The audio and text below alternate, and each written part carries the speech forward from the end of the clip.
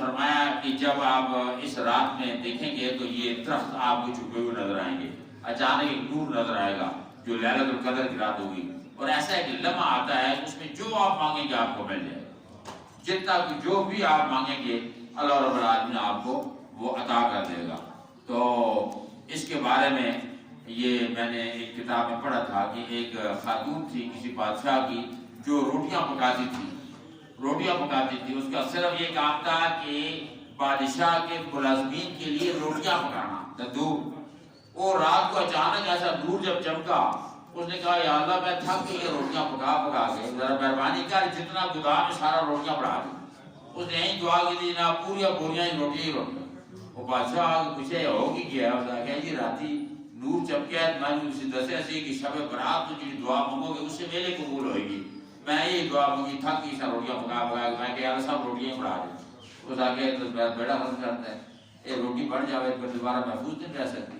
تو آج کرنے کا مقصد یہ ہے کہ جو بھی آپ مانگیں اللہ رب العالمین اس رات میں عطا فرماتا ہے۔ ہمارا جو دین ہے دین فطرت ہے، دین فطرت کا دین ہے۔ اگر کوئی آپ غلط چیز میں ڈالیں گے تو فطرتاً ہر آدمی کو اللہ نے عقل سلیم دیا ہے، اس کے ذریعے بتا دے گا۔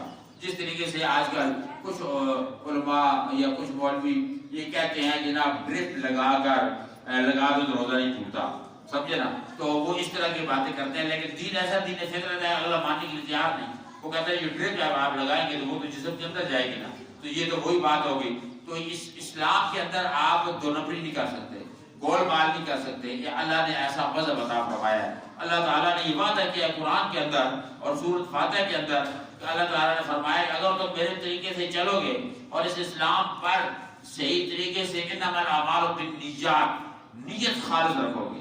صحیح بخاری کی پہلی حدیث ہے، اگر نیت تمہاری ہوگی خالص تو یقینی طور پر کبھی تو بھوکے نہیں مرو گے اور نہ ہی پریشان ہوگے، نہ ہی کوئی عذاب تمہیں آئے گا۔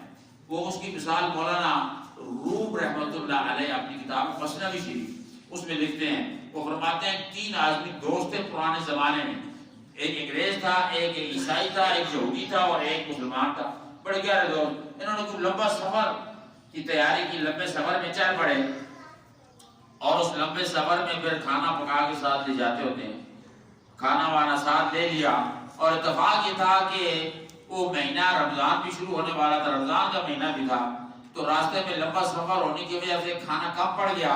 آخر میں ان گوروں نے یہ کہا اس کو، یہ جو تیسرا مسلمان تھا، کہ اب صبح وہ بندہ کھانا کھولے گا جو اچھی خواب ہمیں سنائے گا۔ مولانا روم نے واقعہ لکھا ہے ہمیں ہدایت کے لیے، جو ہمیں اچھی خواب سنائے گا وہ کھانا کھولے گا۔ ان کا خیال تھا کہ ہم وہ لوگ جھوٹ بولنے کو ایک آسان سمجھتے ہیں، وہ تو کوئی بات جھوٹی، اپریل کا پہلی تاریخ کو وہاں پر لوگ مناتے ہیں اپریل فول، وہاں اپریل فول ہوتا ہے، وہ اتنا بڑا جھوٹ بول دیں گے، یہ نہیں، ہمارے مسلمان بھی اس بیماری میں آ گئے ہیں، جبکہ جھوٹ بولنے والوں کو اللہ نے کہا فرمایا لعنت ہے، اور جھوٹ ایک بہت بری چیز ہے۔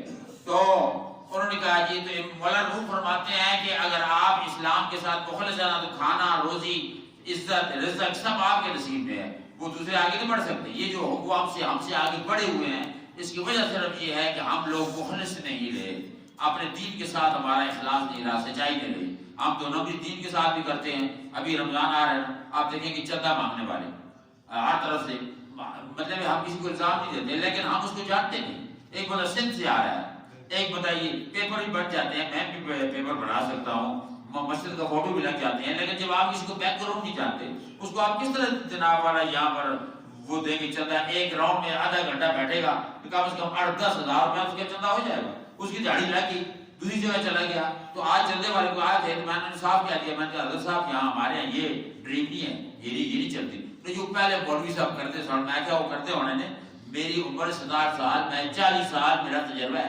انہیں سارے ہمیں جانے، سارے دو نمبری نے، سارے فراڈی نے۔ اسی چندہ اس طرح کر گئے 8,000 ہویا، کتنا ہویا اس طرح اتنا ہویا ہے، اسی ہر سال آنے ہیں کہ بھائی تسی اتنے کتنی نے جائیاں 10 مشرہ نا 10 جانے، تسی 10 واسطہ کہ 20,000 کے 15,000 کے 8,000 کے 10,000 تسا نے 4 لاکھ کی مہینہ لا گیا، تھوڑا 1.5 لاکھ روپے مل گیا، نہ کام نہ کاج نہ مزدوری۔ میں کہا کہ ثبوت کے دے کتوں آیا تسی؟ نہیں سارا مدرسہ ہے جی۔ میں کہا کہ ٹھیک مدرسہ ہے، سارے کو مدرسے نے ہر طرح سے مدرسہ ایک ڈریم بنی ہے۔ اسی لوگ مخلص نہ اسلام کا، اس کا کہ سارا بیڑا غرق ہو رہا ہے، مہنگائی ہو گئی ہے، اس ملک کی حالت بری ہو گئی۔ مولانا روح فرماتے ہیں کہ تینوں آدمی جب چل گئے، انہوں نے آگیا جی کہ صبح کھانا وہ کھولے گا جڑا بندہ خواب سنائے گا۔ آپ جائیں انہوں نے خیال سے کسی اٹھ کے ڈنگیاں ترڑیاں مار کے کر لیواں گے۔ اے رمضان کا مہینے سے صبح سحری اٹھ کے ہم نے سحری کر دی، بسم اللہ کرے کھا گیا، کھانے کے بعد سارے اٹھ کے بیٹھ کے آنے اور okay let's we have to start from the Jesus brother. اس سے پوچھے کیا ہوا، کیا دیکھا رات کو؟ What you see a dream? اس نے کہا I saw a dream Jesus Christ he was in the fourth heaven, چوتھے آسمان پہ تھا، اس کو میں نے دیکھا۔ کہتا تو then he called me there, I went away, I will sit with him, talk to him, and he told me some good things and I was very happy۔ اس نے کہا میں عیسیٰ علیہ السلام کو ملا، اوپر مجھے لے گیا، وہاں جا کر گپ ٹپ لگائی، انہوں نے مجھے بڑی اچھی نصیحت کی ہے، وہ میں بڑا خوش ہو گیا۔ اور دوسرا بھی پوچھتے ہوتے اس سے پوچھا یہود سے کہ تو نے کیا کیا؟ انہوں نے کہا Moses came to my dream and he told me come to me, come with me, I went with the Moses and the Tur, جو mountain of Tur میں میں گیا اور وہاں جا کر اس نے مجھے نصیحت سکھائی۔ اچھا تو انہوں نے خواب بیان کی، دیکھو میرا خواب اچھا ہے، تو کہا میرا اچھا ہے۔ اس نے کہا یار وہ بات یہ تھی کہ آپ تو میں تو سحری کا وقت تھا، رمضان شریف شروع ہو گیا، میں تو اٹھ کے سحری میں نے کھا لی، کھانا میں نے کھا لیا۔ مولانا روح فرماتے ہیں کہ وہ غصے ہو گئے، وہ کہنے لگے مجھے کیوں نہیں جگایا، مجھے کیوں نہیں بلایا؟ اسے کہا تو چوتھے آسمان پہ تھا عیسیٰ علیہ السلام کے ساتھ اور تو کو دور کی پہاڑی پہ تھا، تمہیں میں کیسے بلاتا؟ مولانا روح فرماتے ہیں اگر تم سنت پہ عمل کرو گے، نبی کریم صلی اللہ اور خدا کے ارشاد پہ عمل کرو گے، رمضان کے احترام کرو گے، روزی تمہارے نصیب میں ہے، یہ کبھی آگے نہیں بڑھ سکتے۔ فرمایا اطاعت کرو۔ نبی کریم صلی اللہ علیہ وسلم نے ارشاد فرمایا، یہ ایک حدیث پاک ہے جو میں آپ کو سنانا چاہتا ہوں۔ حضور علیہ الصلوۃ والتسلیم نے ارشاد فرمایا کہ جس زمانے سے آپ لوگ جس زمانے میں ابھی داخل ہونے والے ہیں، وہ ایسا ایک دور آنے والا ہے، اس میں اتنے فتنے ہوں گے کہ ایمان بچانا مشکل ہو جائے گا اور آپ لوگ پریشان حال ہو جائیں گے۔ یہ صحیح مشکاہ شریف کی حدیث ہے۔ عن ابی ہریرہ رضی اللہ تعالی عنہ قال قال رسول اللہ صلی اللہ علیہ وسلم یکون فی آخر الزمان دجالون کذابون یاتونکم من الاحادیث بما لم تسمعوا انتم ولا آباؤکم فإیاکم وإیاہم لا یضلونکم ولا یفتنونکم۔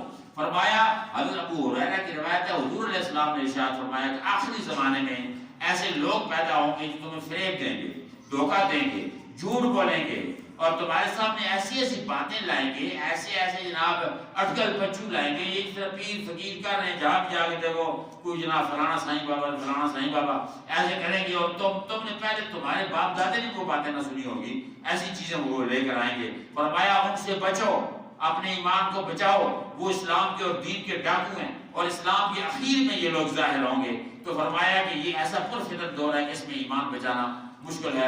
اللہ تعالیٰ ہمارے مسلمانوں کو ہدایت نصیب فرمائے۔ یہ ہمارے علماء کی ذمہ داری ہے کہ لوگوں کو اس خطرے سے آگاہ کریں۔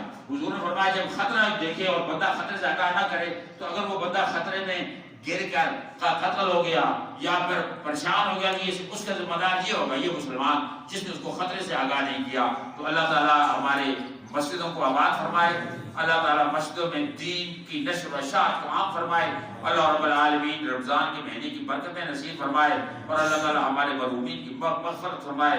اللہ رب العالمین اپنے فضل کے ساتھ فلسطین و کشمیر کو آزاد فرمائے۔ یا اللہ ہماری دعاؤں کو دعائیں قبول فرما اور جو لوگ پریشان ہیں عالم کی پریشانیاں دور فرما، ہمیں اسلام میں خلوص محبت اور سچائی نصیب فرما۔ وصلی اللہ تعالیٰ علی خیر خلقہ سیدنا حبیبنا محمد وعلی آلہ اجمعین برحمتک یا ارحم الراحمین۔